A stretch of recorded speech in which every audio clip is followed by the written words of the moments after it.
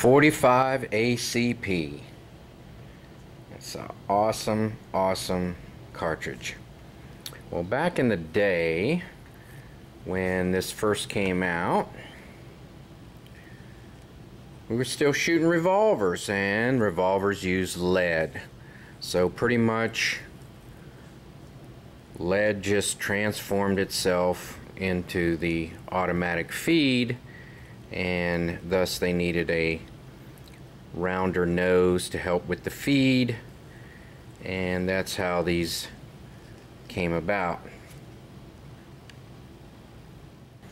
I always found it interesting that bullets really were designed for different targets, and you actually had to be loaded for the proper target ahead of time. That's why we'll get into defense rounds a little bit later. But your full metal jacket round nose and your lead round nose for momentum, the ability to knock something down or something over, whether it's a bowling pin or something else, really can get the job done. But that's mostly, you know, just for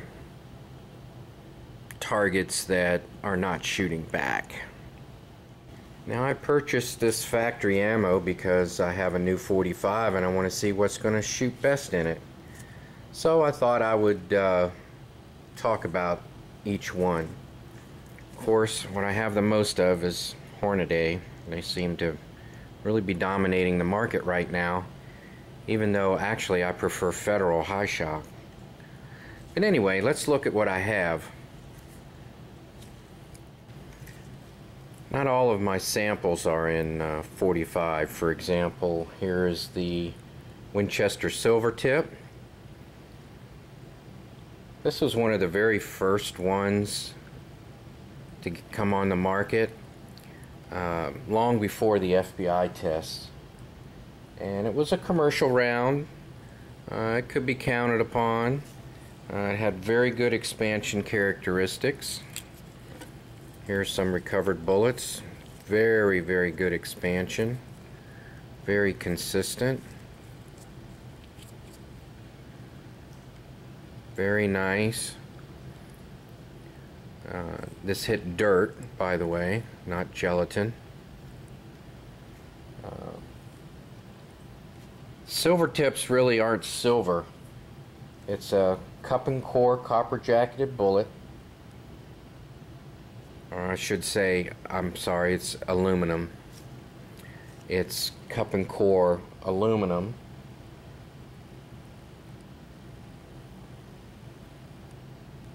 And a soft lead core center.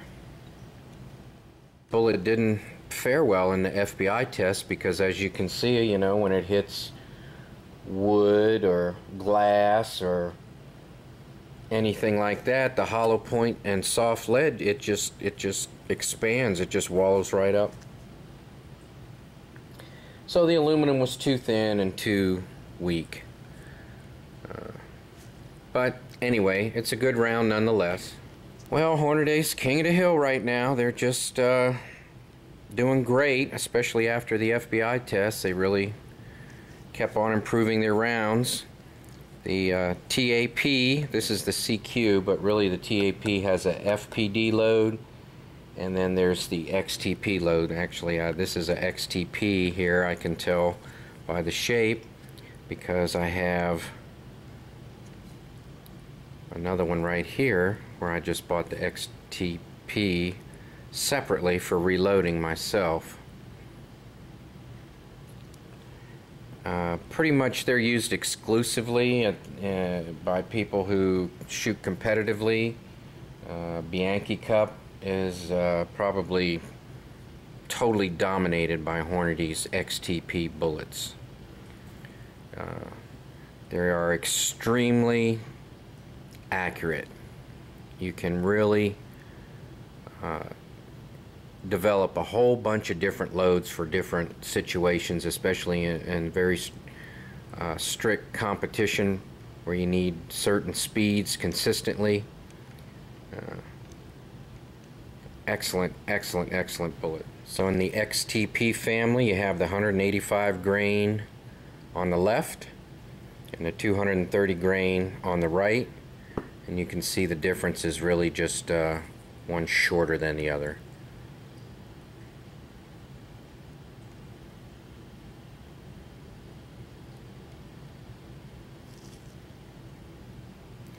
And the hollow point is a little bit shaped differently for the 230 grain.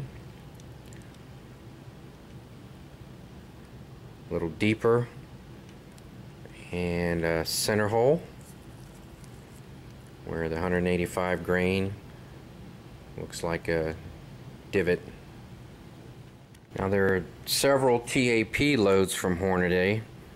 There's the FPD, which stands for Flash Powder Defense, and actually the flash powder is a low flash, and the D is for defense. And of course the XTP is like extreme or expansion penetration, expansion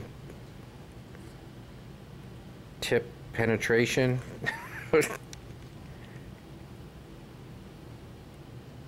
Expanding tip. Alright, I don't know what all the acronyms are here. This is CQ. I know that the FPD is the low flash powder defense load, and the XTP uses the XTP bullet, which is like expanding tip and penetration round. And the reason it penetrates is the angle is pretty shallow there, as you can see, and of course it has the serrades. Did I say that correctly? But anyway,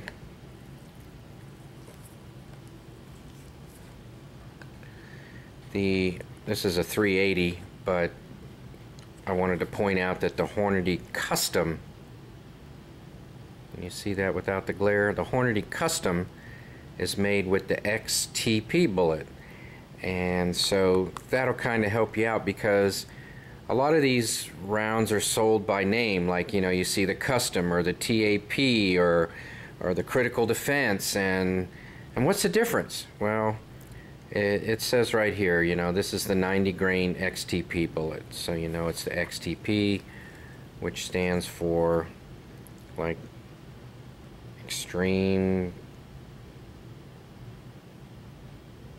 expanding tip and penetration. Sorry, took me a second to think of it.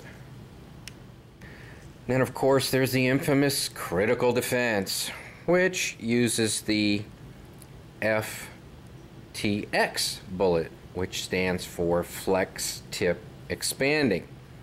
This is also another deep penetration, where the idea is that instead of an exposed hollow core, they fill it in, and it has the characteristics of a solid bullet to get through glass and wood and FBI tests, and then also that core pushes itself through the bullet and expands the bullet, whereas with the hollow point, it pretty much just fatigues and breaks open and expands outward, where the flex tip is has a little core to start the expansion with. And it's kind of interesting too, because back in the 80s, what we used to do, it's so funny when I say this now, is we used to fill these things up with wax, and we would think that it would help penetrate by filling them up with wax. I don't know if it ever worked, because I didn't shoot anybody with one. I just always shot dirt and water and paper and cans and whatnot, so I have no idea whether that would have worked or not. Now this is 9mm, but I wanted to show you the PMC Starfire, and you can see how they They call it a star fire because of the shape of the tip and then the lead, soft lead core in the bullet.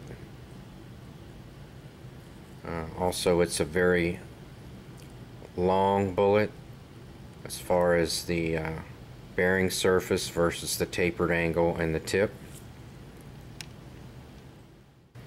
Here we have Remington Golden Saber. Their take on it is the serrades. Have I got this in focus? Sorry. Are cut at an angle. So as the bullet is spinning and it comes in contact with something, the spinning will help the bullet expand as it fatigues, and these serrades here that are at an angle. Also, this is a 230 grain. You can see it's like a camera aperture, so it'll open rapidly, and you can see that there's a flat bottom, so the front of the bullet will open rapidly, and then the back of the bullet here, as it's about 1/3 of the way through, is like a stop, and then you have this larger diameter projectile penetrating. So, interesting concept. Of course, it's a nickel-plated casing,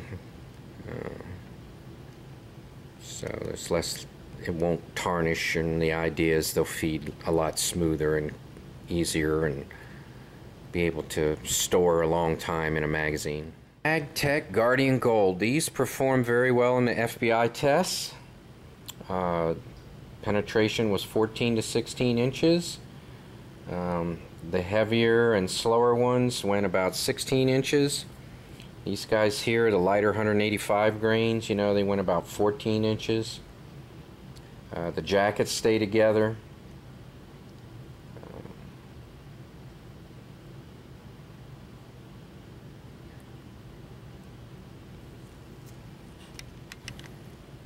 They are copper jacketed lead core bullets, and you can see how it's serrated here. It's very shallow. Let me get it in the light. Very deep, shallow cuts.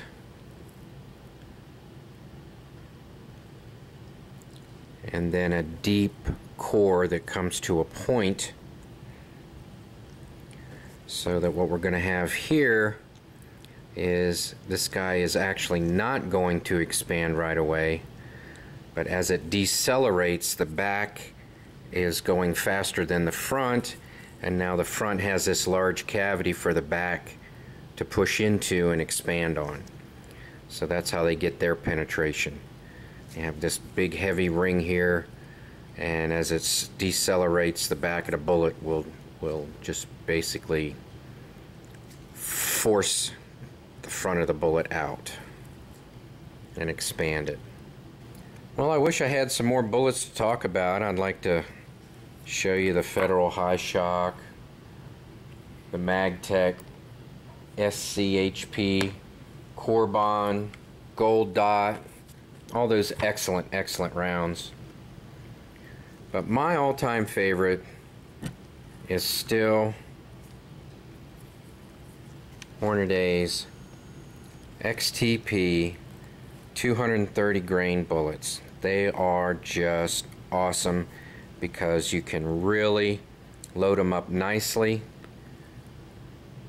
You can reload them so that they go slow and hit the target hard. You can speed them up pretty quickly.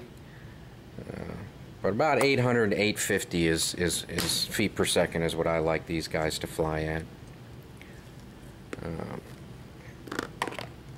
The 185 grain, speed those up a little bit more. I like these flying closer to 900. You know, they're good for moving targets, you know, like in your Bianchi Cup, your moving target there.